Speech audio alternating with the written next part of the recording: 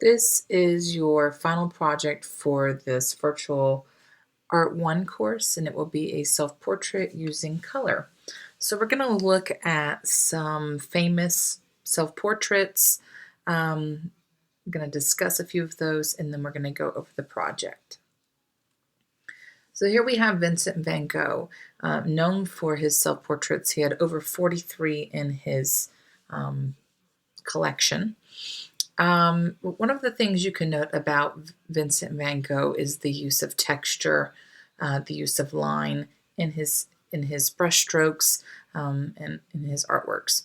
So if you can gain inspiration from an artist that you see throughout this PowerPoint, or you can do your own research and find a different artist that inspires you. Maybe you're inspired by anime or cartoon.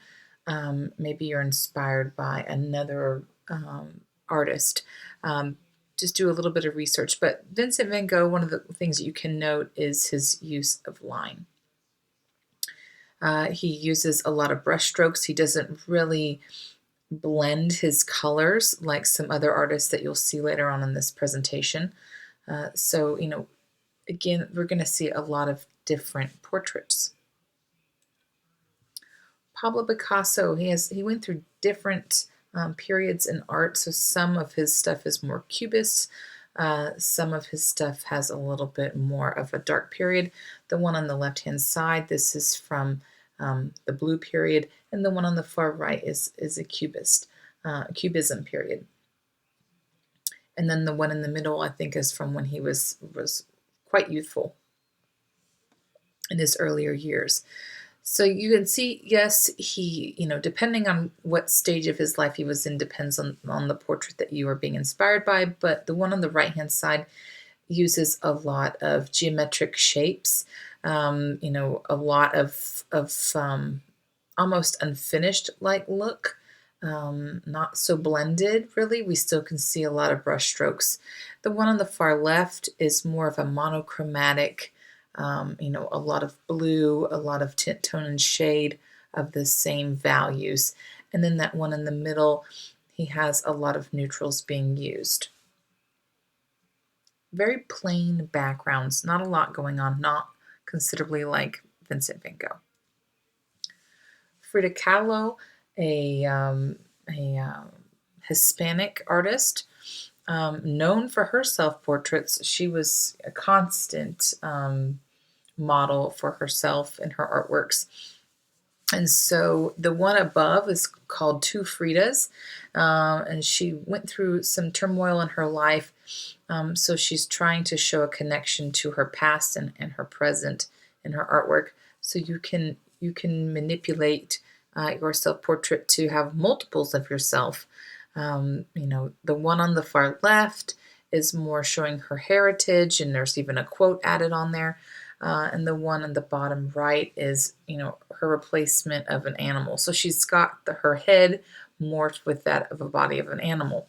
These are all things that you can do with your self-portraits. Maybe you want to put, something in your background. Notice her background. It's a lot different than the previous ones we've looked at. So if you want to add different objects or different things that are associated with you as a person in your background, you can do that. She was very connected with nature and humanity, so she added those in her self-portraits. Rembrandt is from the Baroque era, using a lot of dark colors. During his, he was a very poor artist, so during his time, brighter colors. Honestly, during any artist's time, brighter colors are more expensive because it takes more minerals to create those. So, he couldn't afford those types of paints, but he used really dark colors. So you can, if you like that, keeping it very dramatic almost with his, and then casting that light right on the face.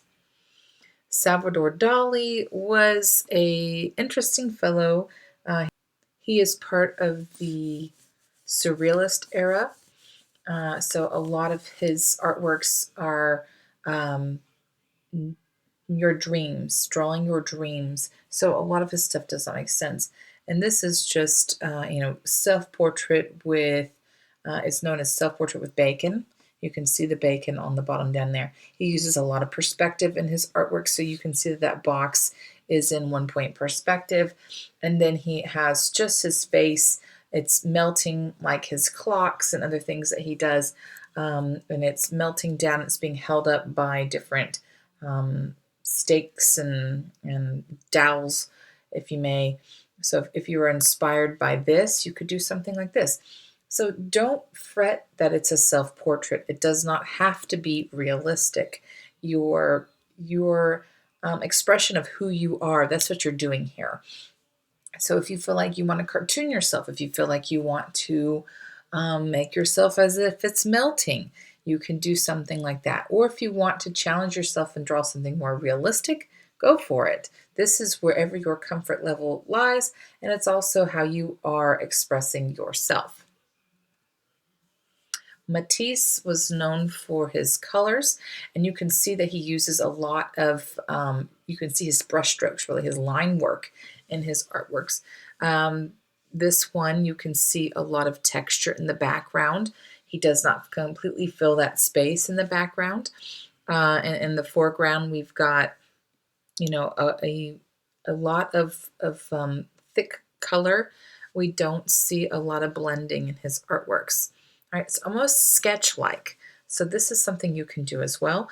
Or Munch here has, again, taken that dramatic effect with his self-portrait.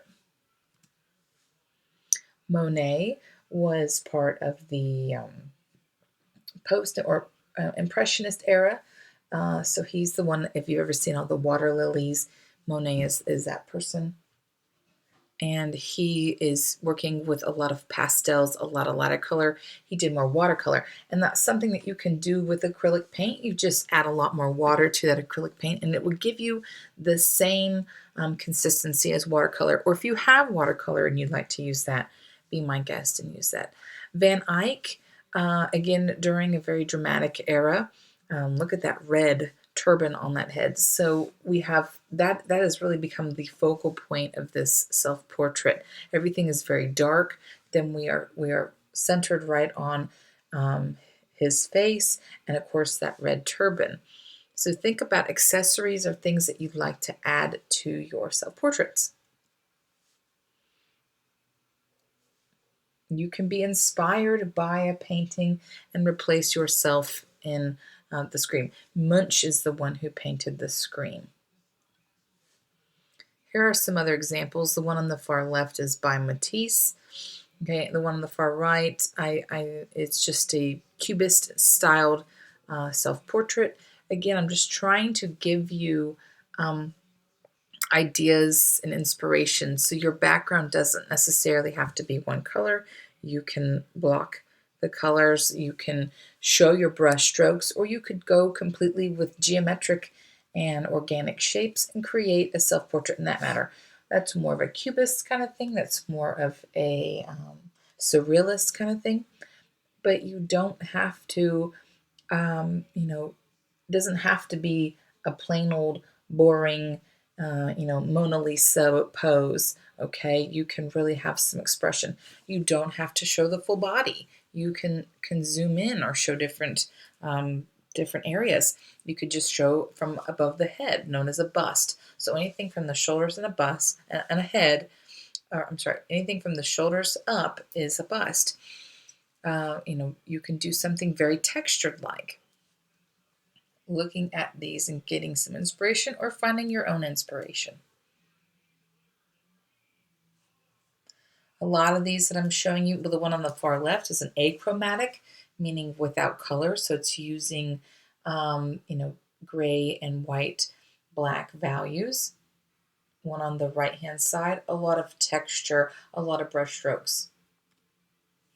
You can crop, you can zoom in. Again, like I said, it doesn't have to be, a plain old boring, you're sitting in the middle or you're standing in the middle. It can be cropped and zoomed in. This is how you would like to express yourself and draw yourself in art.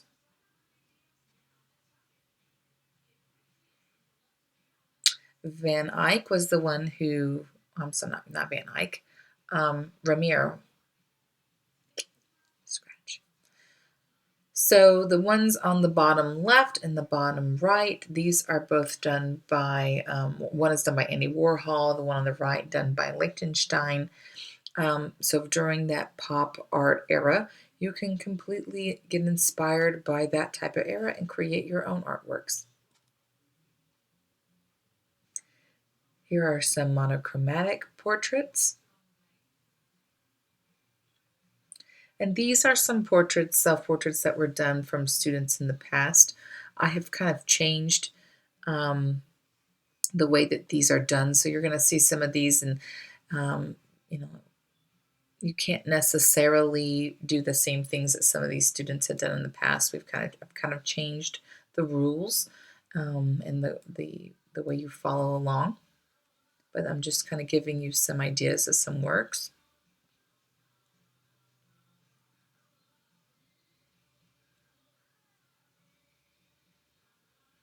Okay, so what's going to happen for this is you are going to be choosing color schemes for categories. So when you open up the Google Doc, there will be categories like hair, background, accessories, lips, your face. So you're going to have a total of 6 categories, and you're going to choose a color scheme for each category. So let's just say, for instance, you choose for the face, you choose complementary colors. Well, with complementary colors, remember this: if you want to make a skin tone like a peach, then you can actually mix those two colors together and you can create a neutral color or a brown color. Okay, it's going to be kind of difficult to create some of these color schemes because I am not allowing you to use white and black unless you are using an achromatic color scheme or a monochromatic color scheme. Black and white, however, can be used at the very end once you have created your self-portrait. Let's say you want to outline your face, or you want to maybe make it more cartooned. You can use black. You can also use a Sharpie for that part if you wanted to. You don't have to use the paint. Or let's say you want to add a bit of a highlight. Maybe in your eyes you wanted to create a little bit of a highlight. You can use some white, but you cannot sit and mix black and white or mix it with any other color scheme except achromatic and monochromatic. So you're going to choose these color schemes, and there's going to be one per category. So, there's 7 or 8 here. I'm sorry, there's 8 here total. I think there are 6 categories total. So 2 of these you will not use at all. But think about how you are going to plan this out and map this out. And you're going to put those responses in this Google Doc known as color schemes. So you're going to, pick your color schemes. You're going to explain if you're going to do this cartooned, if you're going to do this realistically. And then you are also going to write who you're inspired by or what you're inspired by, whether that be anime, whether that be an artist that you saw in this PowerPoint, or whether it be somebody else that you, follow or are interested in. And lastly, I would like you, you're going to have to do some research. If you want to cartoon yourself, there's tons of YouTube videos. There's tons of things you can find on Pinterest, and you can look up and how you are going to want to, create your self-portrait. Remember, though, you don't have to do it in that plain Jane style where you're standing or you're sitting and you're facing your picture. Have fun with it. Think about interesting angles. Think about how you can differentiate your artwork to really showcase who you are. Think about what you want to add in the background, whether it be things that are associated with you. I have had students in the past where they did a whole botanical scene in the background. I've had students, put objects that they're interested in or that they like. For instance, I had a student who was a cheerleader, so she put a lot of different uh, symbols associated with cheerleading as her background. Or maybe you were inspired by, a plain background by Rembrandt, or you like the way that Vincent van Gogh did his background in lines, or Matisse. So think about those things as you are brainstorming and getting ready for your final project. All right. Good luck.